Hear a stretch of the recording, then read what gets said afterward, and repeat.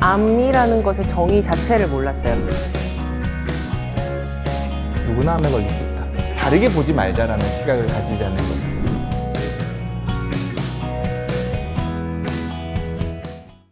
네, 고잉온 토크. 오늘은 정말 여러분이 궁금해하실 주제인 식이 조절에 대해서 얘기를 할 건데요. 먼저 처음으로 치료 중 암 환자의 식이 조절에 대해서 한번 이야기를 나눠보도록 하겠습니다. 암 치료 중과 암 치료 이후를 좀 구분할 필요는 있는 것 같아요. 네. 왜냐하면 암 치료 중이라는 거는 그만큼 되게 힘든, 어떻게 보면 육체적으로든 마음적으로든 힘든 치료 시기를 보내고 있기 때문에 거기에 맞춰서도 조금 차이가 있을 것 같아서요. 네. 근데 치료 중에 정말 먹는 것 때문에 힘들기도 하거든요. 그러니까 특히 항암하시는 분들은 오심구토 때문에 또 그쵸. 뭐 식사 못 하시는 분들도 계시고, 이제 위암이신 분들 같은 경우는 위절제술 하시고 나서 또 잘 못 드시는 경우가 계시고, 뭐 저는 방사선 할 때 예, 방사선 할 때도 못 먹었어요. 예, 네. 경우에 따라서는 구내염 같은 거 생기시는 경우도 되게 많아서요. 예, 속도 다 좀 상하시는 경우도 있어서 되게 그런 것 때문에 음식 먹는 거를 불편해 하시는 경우가 좀 많으시죠. 그게 그렇게 고통스러운 건지 몰랐어요. 정말 그냥 아무것도 먹기 싫고 뭘 먹어도 그냥 그 재미가 없다라고 그랬던 경험이 있습니다. 그래서 결론부터 말씀드리면 암 치료 중에 식이 조절은 1차적인 게 내가 이 암 치료를 잘 견뎌낼 수 있는 쪽으로 방향이 잡히는 게 맞죠. 왜냐하면 어찌됐건 치료를 통해서 내 몸 안에 있는 암세포들을 최대한 제거하는 방향으로 갈 거기 때문에 근데 다만 이 치료라는 것 자체가 내 몸에 암도 죽이지만 내 몸의 정상세포에도 일정 부분의 영향들을 줄 수 있거든요. 이 신체적으로 힘든 치료 과정을 내가 어떻게 해서든지 버텨내야 그만큼 내 몸 안에 있는 암세포들이 죽어나갈 수 있죠. 치료받을 때는 뭐 수술하시고 난 후라던가 항암하시는 중이라던가 방사선 치료 받으시는 중이라던가 진짜 잘 드시는 게 중요한 것 같아요.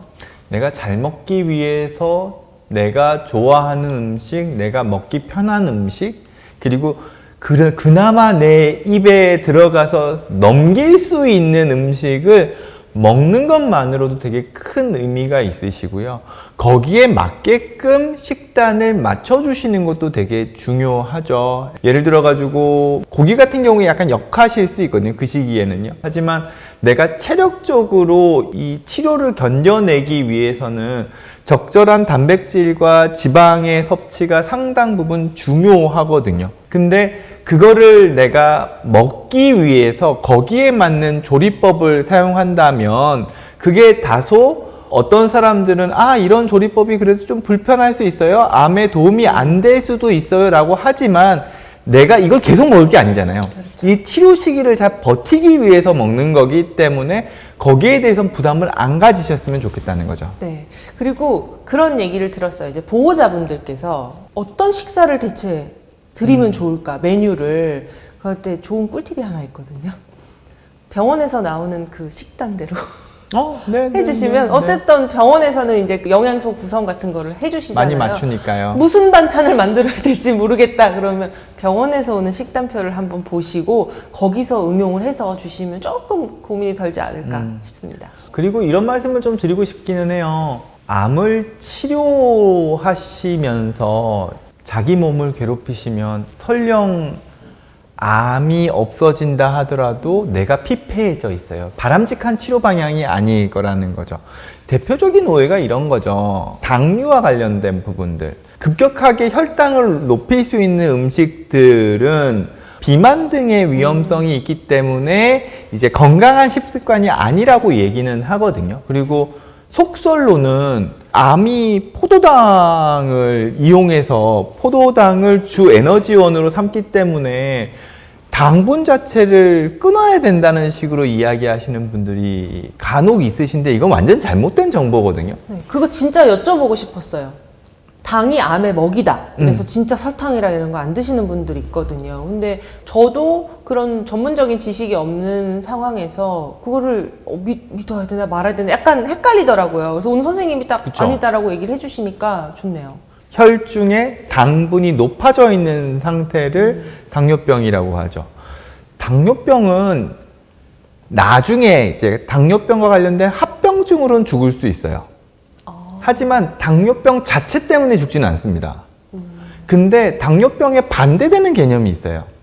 저혈당이죠. 우리 피 속에 당분이 낮아져 있는 상황. 저혈당은 쇼크로 사망해요.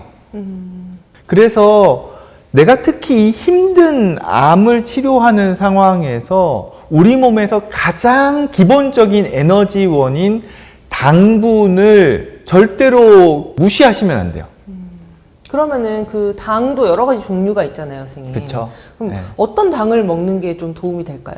기본적으로 모든 영양분은 탄수화물, 단백질, 지방, 우리가 먹게 되는 모든 대부분의 영양분은 결국에는 당으로 분해가 돼요.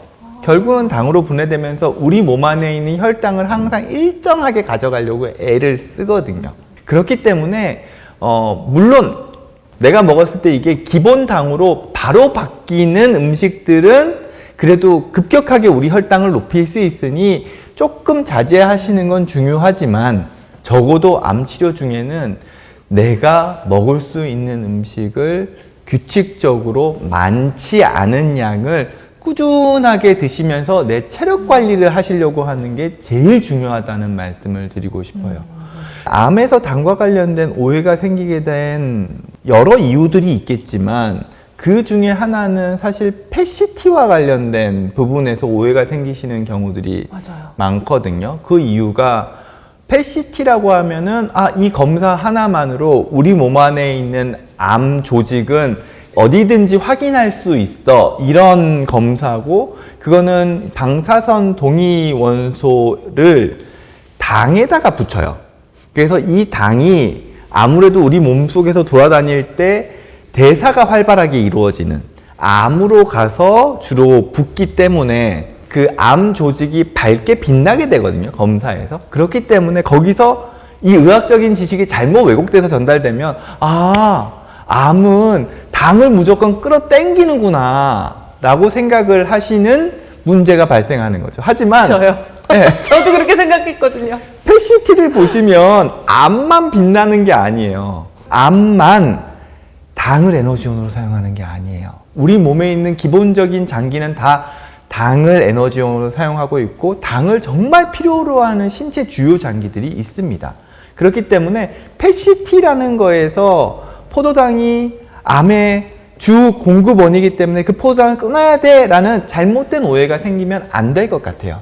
오늘 이렇게 탁 속이 시원하게 풀리는 그런 느낌이에요. 네, 여러분들 너무 오해하지 마시고 치료 중에는 잘 드시고 당도 드십시오.